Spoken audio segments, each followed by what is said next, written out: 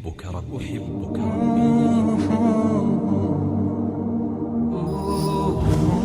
I love you, Allah.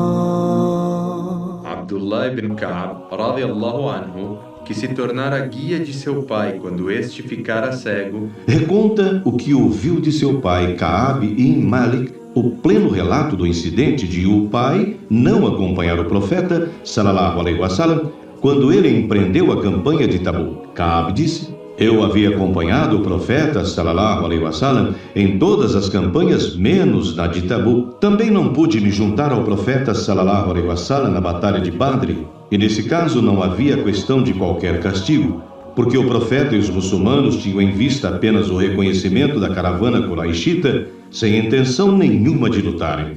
Mas ocorreu que Deus fez acontecer inesperadamente uma colisão entre eles.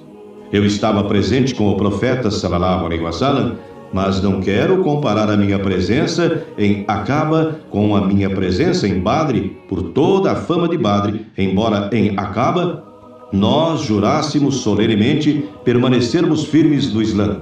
Com respeito ao meu fracasso em acompanhar o profeta, sallallahu alaihi wasallam, na campanha de Tabuk, vou elucidar os meus pontos. Eu estava com boa saúde, tinha dinheiro considerável no tempo da campanha, mais do que em qualquer outra ocasião. Naquele tempo, eu possuía 2 camelos de montaria e nunca antes havia tido 2. Quando o profeta, sallallahu alaihi wasallam, se decidiu pela campanha, ele não descobriu o fato senão no último momento. Primeiramente, naquela ocasião a estação estava impiedosamente quente, a viagem era longa e entediante através dos desertos e tratos de territórios inóspitos, sem faixas verdejantes, e o número de inimigos era muito grande. Portanto, o profeta, sallallahu alaihi wasallam, preveniu claramente os muçulmanos sobre os perigos e riscos da campanha e pediu-lhes que fizessem plenas preparações. O número daqueles que estavam prontos para acompanhar o profeta, sallallahu alaihi wasallam, naquela missão era também grande. Registro algum seria suficiente para anotar os nomes de todos os mujahidins que acompanhariam o profeta, sallallahu alaihi wasallam. A maioria dos que não queriam ir para o jihad achava que as suas ausências não iriam ser notadas, a menos que suas negligências fossem mostradas pela revelação divina. Também as frutas das árvores haviam amadurecido, suas sombras se tornado compactas, e esse fato também me ocupou a mente. O profeta, sallallahu alaihi wasallam, e os companheiros que se voluntariaram para acompanhá-lo ocuparam-se com os preparos para a aventura. Eu costumava sair pela manhã com a intenção de fazer algo referente à minha preparação juntamente com eles, mas voltava sem nada a completar, dizendo para mim mesmo: há muito tempo posso me aprontar quando quiser. Aquilo continuou e os muçulmanos completaram seus preparos. Por fim chegou o dia em que o profeta, sallallahu alaihi wasallam, começou, juntamente com os seus companheiros, a marchar para o fronte. Mas eu ainda nada havia feito para a minha partida, e os muçulmanos já estavam marchando. Eu pensei em partir sozinho e os alcançar. Que bom seria se eu o tivesse feito. Mas isso não estava destinado a ser assim. Comecei a vagar pela cidade e me doeu muito ver que entre aqueles que foram deixados para trás, como eu, ou eram suspeitos de hipocrisia ou estavam isentos do serviço militar devido à idade avançada ou a alguma enfermidade imposta por Deus. Não vi outra pessoa como eu. O profeta, sallallahu alaihi wasallam, não sentiu a minha falta, a não ser quando chegou a Tabuk. Estando sentado entre as pessoas, ele perguntou: que aconteceu com o Ka'b? Um homem da tribo dos Bani Salima disse: ó profeta, sallallahu alaihi wasallam, ele, Ka'b, não veio conosco por causa dos seus 2 mantos e pelo seu orgulho quanto ao refinamento. Então o Muaz ibn Jabal censurou o acusante, dizendo que ele tinha sido injusto comigo. Ele disse: ó profeta de Deus, nós não vemos nada de errado com o Ka'b. O profeta, sallallahu alaihi wasallam, nada disse. Naquele momento, ele viu alguém à distância no deserto vestido de branco e exclamou: Talvez seja o Abu Haysama, o que deveras era. Ele era aquele que fora tido como um mendigo pelos hipócritas porque contribuíra com uma pequena quantidade de tâmaras. Quando eu soube que o profeta sallallahu alaihi wasallam estava voltando de Tabuk, senti-me muito angustiado e comecei a inventar falsas desculpas na minha mente que me ajudassem a salvar do seu castigo. Cheguei a consultar alguns membros da minha família que tivessem julgamento condigno. Quando eu soube que a chegada do profeta sallallahu alaihi wasallam estava prestes a acontecer, eu me conscientizei de que nenhuma falsa desculpa me iria ajudar e resolvi falar a verdade. Ele chegou na manhã seguinte. Era prática sua que, sempre que voltava de uma viagem, ia primeiramente à mesquita oferecer 2 rakat de oração opcional e então ia encontrar-se com as pessoas. Ele fez o mesmo também naquela ocasião. E aqueles que haviam ficado para trás na campanha se aproximaram e começaram a apresentar suas desculpas em juramento.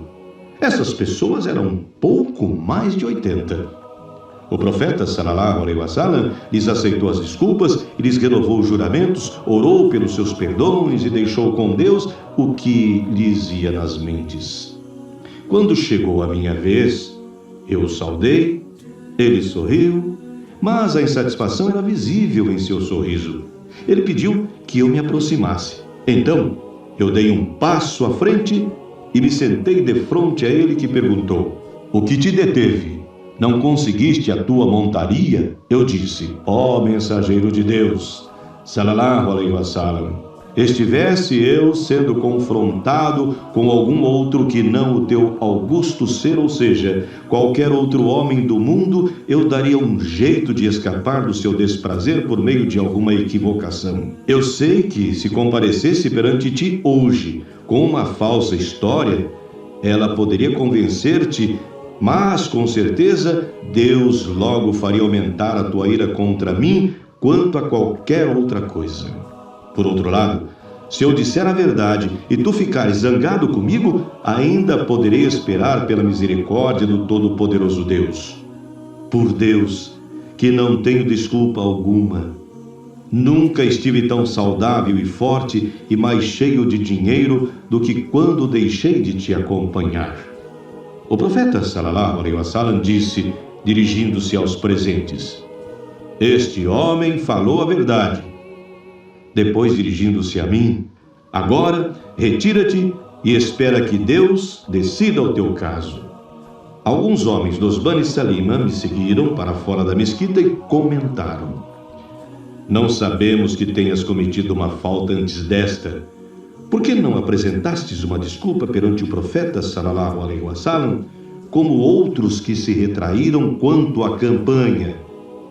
Teu crime iria ser perdoado pelas orações do profeta sallallahu alaihi wasallam."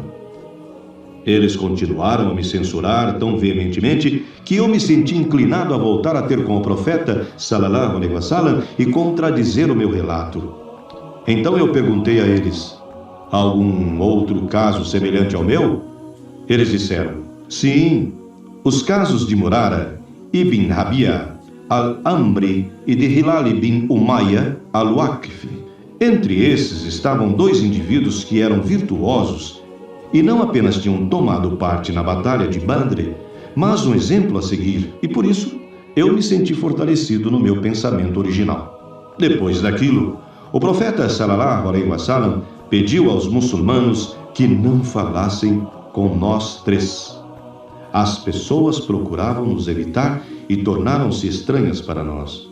Eu me sentia como se estivesse num país estrangeiro. Aquele estado de coisas durou 50 dias. Meus outros 2 companheiros ficaram tão chocados pela vergonha e miséria que se retiraram do mundo e se trancafiaram em suas casas. Eis que eu, sendo o mais jovem e o mais forte dos 3, saía para a rua e me juntava aos muçulmanos nas orações e caminhava pelas ruas, mas ninguém falava comigo. Eu me apresentava perante o profeta sallallahu alaihi wasallam quando ele se sentava na mesquita após a oração e o saudava, e ficava ávido por saber se seus lábios se mexiam ou não em resposta à minha saudação. Mais ainda, eu costumava ficar nas orações perto do profeta sallallahu alaihi wasallam.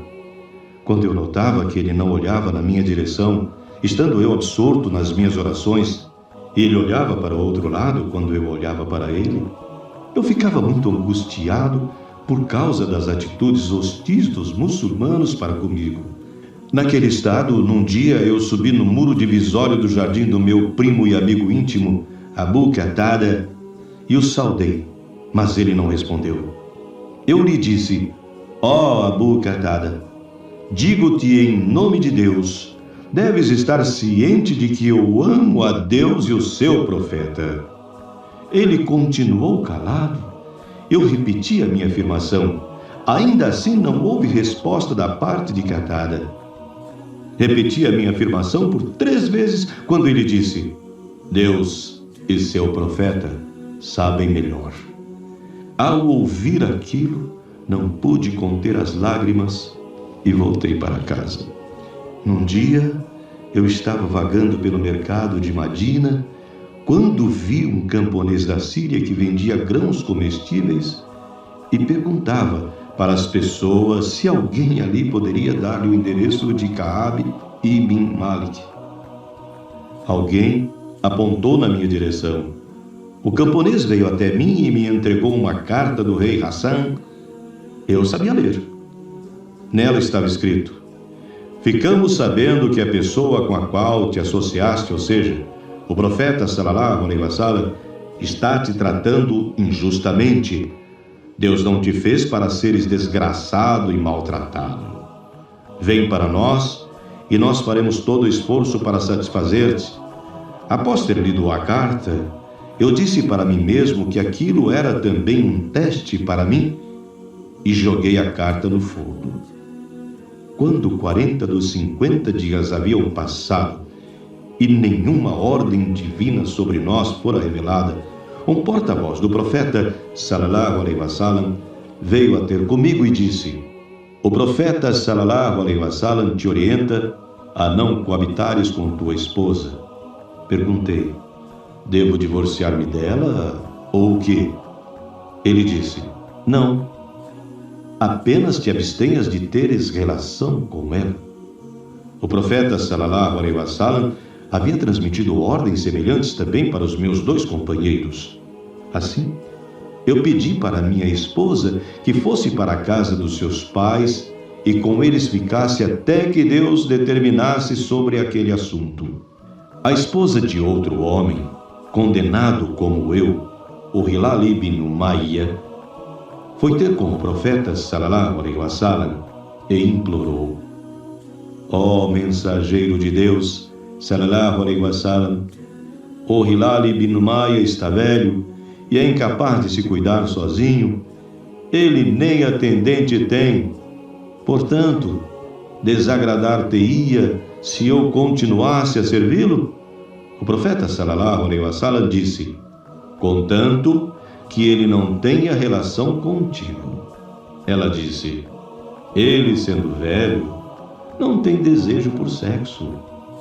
Desde aquele incidente, ele chora continuamente. Alguns dos meus allegados sugeriram-me que eu também pedisse permissão ao profeta sallallahu alaihi wasallam para que minha esposa também tomasse conta de mim, como fazia a esposa de Hilal ibn Umayya. Eu não iria aborrecer o profeta sallallahu alaihi wasallam com tal pedido, porque não sabia o que ele iria dizer.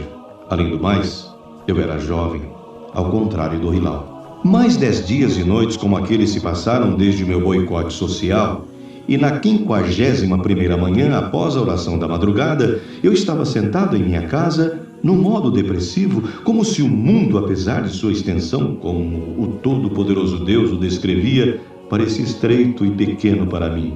Eu ouvi, repentinamente, alguém gritar, com toda a potência da sua voz, vinda do cume do Monte Salah: ó Ka'ab ibn Malik, fica feliz, porque há boas notícias para ti. Imediatamente após ouvir aquilo, eu me prostrei para exprimir meus agradecimentos e me conscientizei de que algum meio para o meu consolo havia sido encontrado. Parecia que o profeta sallallahu alaihi wasallam havia informado a audiência na hora da oração da madrugada que Deus, o exaltado, havia graciosamente aceito os nossos arrependimentos E então várias pessoas se puseram a externar as felizes notícias para todos nós. Alguns foram ter com os meus 2 outros companheiros. Um homem se pôs a cavalo em direção à minha casa. Um membro da tribo dos Aslan subiu ao topo do morro e em voz alta anunciou as novas, e sua voz chegou aos meus ouvidos antes que o cavaleiro chegasse à minha casa. Quando o homem, cuja voz eu ouvira, chegou para me felicitar, eu presenteei-lhe com as 2 peças da minha vestimenta. Por Deus, naquele dia eu não tinha uma roupa extra para usar, portanto, tive que pedir emprestado uma e decidi apresentar os meus respeitos ao profeta sallallahu alaihi wasallam. No caminho para a casa dele, cruzei-me com grupos e ajuntamento de pessoas que me congratularam pela aceitação da parte de Deus do meu arrependimento. Por fim, quando cheguei à mesquita, encontrei o profeta sallallahu alaihi wasallam sentado, rodeado de seguidores. Deles, somente o Talha ibn Ubaidullah ficou de pé e se apressou na minha direção e, apertando a minha mão, congratulou-me. Ele foi o único cavalheiro de todos os emigrantes que me recebeu tão calorosamente que eu jamais me esqueci do seu gesto. Ka'ab, continuando sua narrativa, disse: quando eu saudei o profeta sallallahu alaihi wasallam, seu rosto estava brilhante de alegria e ele disse: alegra-te com o melhor dos dias que já se passaram, desde o dia do teu nascimento. Eu perguntei: ó mensageiro de Deus sallallahu alaihi wasallam, é isto, este favor, obra tua ou de Deus? Ele respondeu: de certo que isto é de Deus. Era costumeiro o fato de que a sua felicidade ficasse estampada no rosto, o qual brilhava como um pedaço da lua, e assim podíamos ver que ele estava feliz. Após aquilo, eu me rendi a ele e disse: ó mensageiro de Deus, como um ato de gratidão pela aceitação do meu arrependimento, quero presentear toda a minha propriedade a Deus e ao seu mensageiro para ser gasta em caridade. Ele disse: será melhor para ti se continuares retendo uma parte da tua propriedade.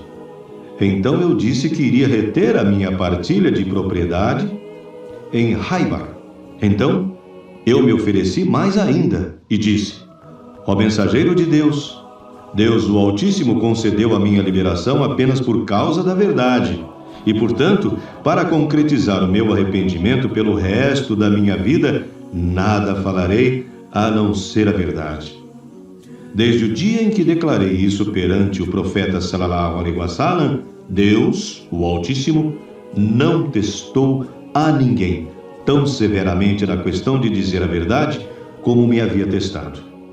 Até este dia, desde a minha declaração, eu jamais fui tentado a dizer mentiras e espero que Deus continue a me proteger quanto a isso pelo resto da minha vida. Deus o Altíssimo revelou: لقد تاب الله على النبي والمهاجرين والأنصار الذين اتبعوه في ساعة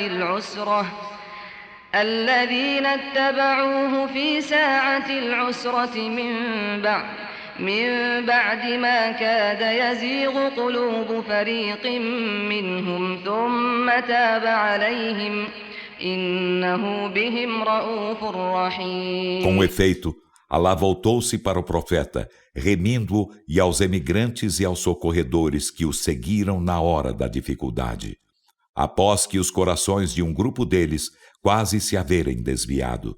Em seguida, Alá voltou-se para eles remindo-os. Por certo, ele é para com eles compassivo, misericordiador. يا أيها الذين آمنوا اتقوا الله وكونوا مع الصادقين. Ó vós que credes, temei Alá e permanecei com os verídicos. Continuando, o Ka'ab disse que desde que Deus lhe concedeu a bênção do Islã, o maior benefício foi ele dizer a verdade perante o profeta sallallahu alaihi wasallam e não mentir para ele, arruinando assim a sua vida, como se arruinaram aqueles que lhe contaram mentiras. Na sua revelação, Deus condenou severamente aqueles que se dão a contar mentiras. Deus diz no Alcorão Sagrado: سيحلفون بالله لكم إذا انقلبتم إليهم لتعرضوا عنهم فأعرضوا عنهم إنهم رجس ومأواهم جهنم جزاء بما كانوا يكسبون. Eles jurar-vos-ão por Alá, quando a eles tornardes, que estavam com a razão para que lhes absolvais o erro. Então dai-lhes de ombros, por certo são uma abominação, e sua morada é ajena em recompensa do que cometiam.